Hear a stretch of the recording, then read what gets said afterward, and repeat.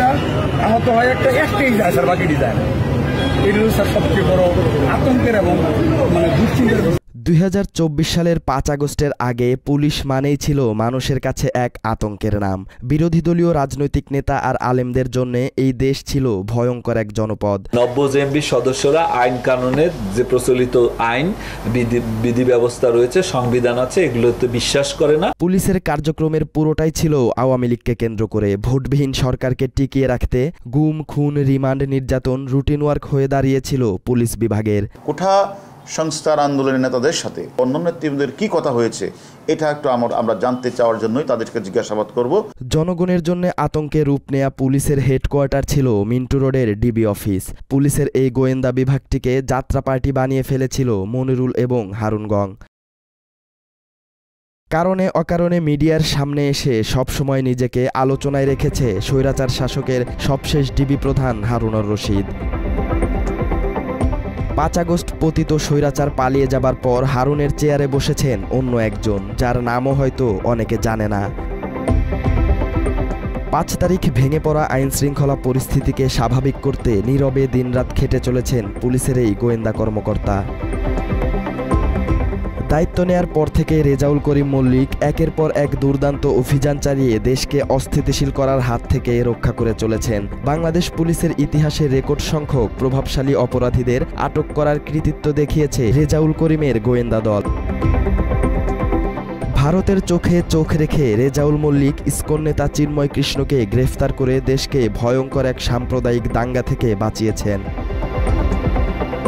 দেশের মানুষকে নিরাপদে রাখতে গিয়ে নিজের পরিবারকে চরম ঝুঁকির মধ্যে ফেলেছেন। চিন্ময়কে আটকের পর থেকে ইসকনের অব্যাহত হুমকির কারণে নিজের পরিবার অনেকটা বন্দি জীবন কাটাচ্ছে। নিরাপত্তা ঝুঁকির কারণে রেজাউল মল্লিকের ছোট 2 সন্তানকে স্কুলে পাঠানো পর্যন্ত বন্ধ করতে হয়েছে। তারপরেও অপরাধীদের সাথে কোনো আপোষ করেননি ডিবি প্রধান রেজাউল করিম মল্লিক। ব্যক্তিগতভাবে আমি কোনো রক্তচক্ষুকে ভয় পাই না।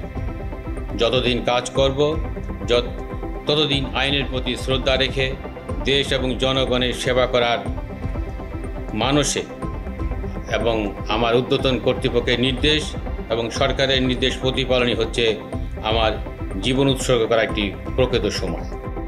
গোয়েন্দা পুলিশের মতো সংস্থাটির অন্যান্য বিভাগেও ঈর্ষণীয় সফলতা দৃশ্যমান। গেল 15 বছরের মধ্যে সবচেয়ে নিরাপদ ও স্বাচ্ছন্দ্যে ঈদ উদযাপন করেছে রাজধানী সহ সারা দেশের মানুষ।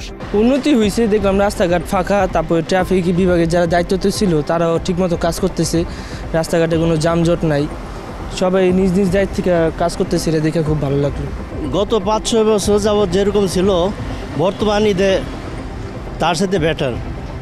কারণ হলো সব দিকে মানুষ স্বস্তি পাইছে, লঞ্চে, বাসে, ট্রেনে, সব দিকে আইন শৃঙ্খলা মোটামুটি অনেক ভালো ছিল। ওরা তো মূলত চেষ্টাই করে যাচ্ছে। এখন সেই হিসাবে আমরা তো আসলে মানে জব করতেছে, আমরা তো এরকম কোনো খারাপ কোনো কিছু দেখছি না।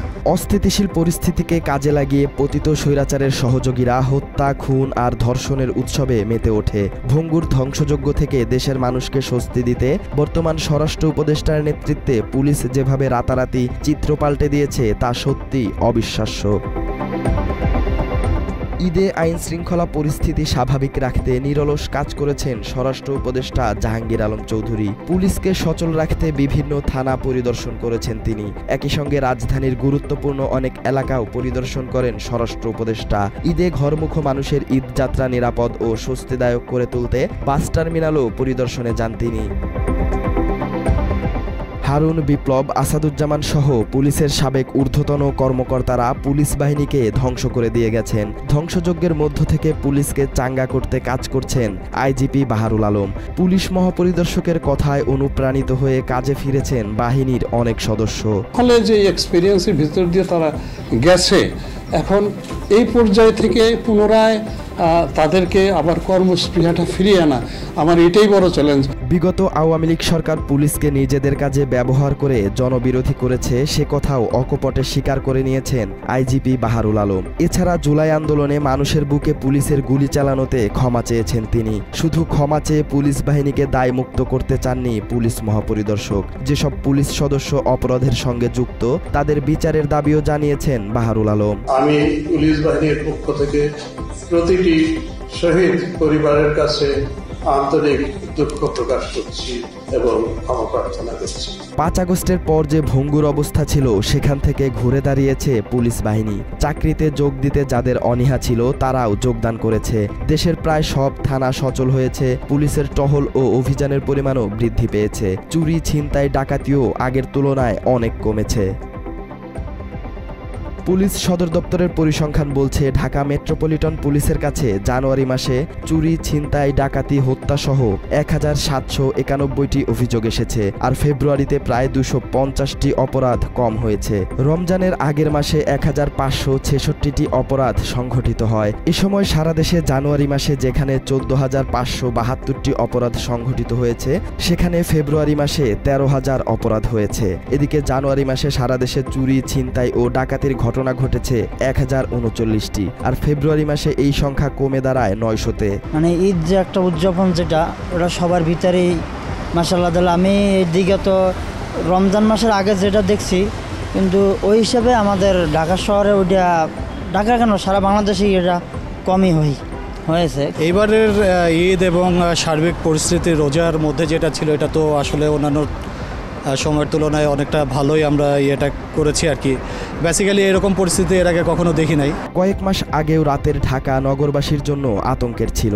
দিনের বেলাতেও স্বস্তিতে ছিল না সাধারণ মানুষ। সর্বস্ব হারানোর পাশাপাশি ছুরিকাঘাতে প্রাণ গেছে অনেক মানুষের। বেপরোয়া হয়ে উঠেছিল কিশোর গ্যাং ও চাঁদাবাজরাও। পুরোপুরি নির্মূল করা না গেলেও আগের চেয়ে এখন অনেকটাই কমে এসেছে এ ধরনের অপরাধ। এসব অপরাধ নিয়ন্ত্রণে কাজ করে গেছে পুলিশ বাহিনী।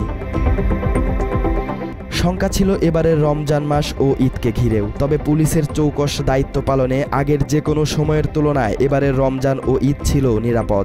রাজধানীর বিভিন্ন পয়েন্টে তল্লাশি অভিযান পরিচালনা, টহল দেয়া সহ অভিযুক্তদের আইনের আওতায় নিয়ে আসতে কাজ করেছে পুলিশ।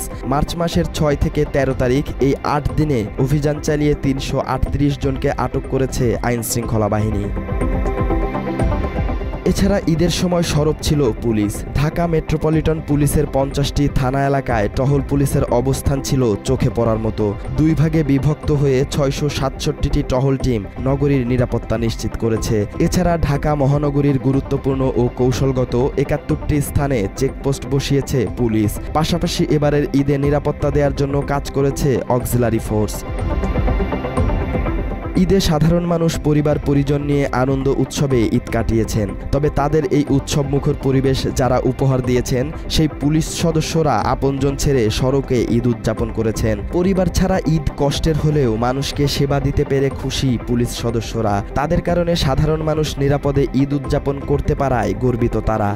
সবাই তো আর একসাথে ছুটি যাওয়া বা ঈদ করা সম্ভব না, তাও বেশিরভাগ লোকই আমাদের যে ঊর্ধ্বতন কর্মকর্তা আছে এরা চেষ্টা করছে আর কি, যাতে তারা বাড়িতে উদযাপন করতে পারে। আর আমরা কিছু লোক বাসাওয়ালা আছি, সবার বাড়িঘরে যাইতে পারি নাই, এই হিসাবে কোনো দুঃখ নেই। কিন্তু সবার এখানে যে একটা সেবা করে যে সবাইকে যাওয়া আসার জন্য যে একটা দিতে পাইতেছে, এতে শান্তি। ঈদে দায়িত্ব পালন করা এই পুলিশ সদস্যের মতে যারা বেশি কাজ করে তাদের ভুলের পরিমাণও বেশি হয়। পুলিশের পূর্বের কর্মকাণ্ড ভুলে আগের চেয়ে এখন বেশি জনবান্ধব হওয়ার চেষ্টা করছে পুলিশ বাহিনী। জনগণের সেবা করি, সেবা দেই, এত কিছু করি, তারপরেও দিন শেষে শুনতে হয় আমরা পুলিশ খারাপ। হয়তো খারাপ আছে, থাকবেই, প্রত্যেকটা সেক্টরেই থাকে। আমাদের পুলিশেও ভালো মন্দ সব আছে, কিন্তু আমরা ভালোটা কখনো শুনতে পাই না। হ্যাঁ, সাধারণ মানুষের সঙ্গে আসলেই বন্ধুত্ব সুলভ হওয়া উচিত, তাহলে আমাদের কাজের সুবিধা হয়। কারণ আমাদের কাজ করতে গেলে মানুষের কাছ থেকে সহযোগিতা নিতে হয়, অনেক তথ্যের প্রয়োজন পড়ে। বন্ধুত্বপূর্ণ সম্পর্ক হয় ভালো। পুলিশের পূর্বের অনেক ভুলের কারণে এখন দায়িত্ব পালন করতে গিয়ে আক্রমণের শিকার হচ্ছেন অনেকেই। এই অবস্থায় পুলিশের উপর আক্রমণ না করে পুলিশকে সহযোগিতা করার আহ্বান জানিয়েছেন আইজিপি বাহারুল আলম। আমাদের সকলের প্রতি আবার আমার আহ্বান, আপনারা পুলিশকে সহায়তা করুন, কাজের পরিবেশ তৈরি করুন, পুলিশকে প্রতিপক্ষ ভাববেন না, পুলিশের প্রতি আক্রমণ করবেন না। সাধারণ মানুষের প্রতি আইজিপির এমন আহ্বান আইন শৃঙ্খলা বাহিনীর প্রতি মানুষের দৃষ্টিভঙ্গির একটি উদাহরণ। মানুষের জন্য কাজ করতে পুলিশ যেমন উদ্যমী, তেমন উদ্যম নিয়ে পুলিশকে সহযোগিতা করার কথা বলছেন সাধারণ মানুষও। আমরা কেমন পুলিশ চাই বা পুলিশ কেমন জনগণ চাই, দুইটা দিকে আসলে তাদেরকে বিবেচনা করতে হবে। সাধারণ মানুষের প্রতি পুলিশের আচরণ কেমন হবে এবং পুলিশের প্রতি সাধারণ মানুষের আচরণ কেমন হবে, দুই দিকেই নজর দেওয়া জরুরি। তবে এজন্য সবার আগে প্রয়োজন পুলিশের সংস্কার। শুধু সংস্কার করলেই হবে না, পুলিশের মানসিকতায় পরিবর্তন নিয়ে আসতে হবে বলে মনে করছেন অপরাধ বিশেষজ্ঞরা। আমরা সংস্কারের প্রশ্নে অনেক সিদ্ধান্ত আসবে, অনেক প্রস্তাবনা আসবে, কিন্তু কর্মের দিক থেকে, মানসিকতার দিক থেকে যদি পুলিশ পরিবর্তন হতে না পারে তাহলে সংস্কারটা আসলে যথার্থ। ঢাকা বিশ্ববিদ্যালয়ের এই অপরাধ বিশেষজ্ঞ মনে করছেন পুলিশের হারানো আস্থা কাজের মাধ্যমে পুলিশকেই ফিরিয়ে আনতে হবে। খাদের কিনারায় থাকা পুলিশ বাহিনী ধীরে ধীরে মানুষের আস্থা অর্জন করছে, সে বিষয়ে কোনো সন্দেহ নেই। তবে সাধারণ মানুষ কেমন পুলিশ দেখতে চায় সেটাও গুরুত্বপূর্ণ। আসলে একটা বাহিনী হিসেবে তৈরি করা হয়েছে এবং তাদেরকে এই যে রাষ্ট্রের গুরুত্বপূর্ণ পদে নিয়োগ দেওয়া হয়, তারা যেন সেই কাজটা করতে পারে। সাধারণ মানুষ চায় পুলিশ হোক তাদের আস্থার জায়গা।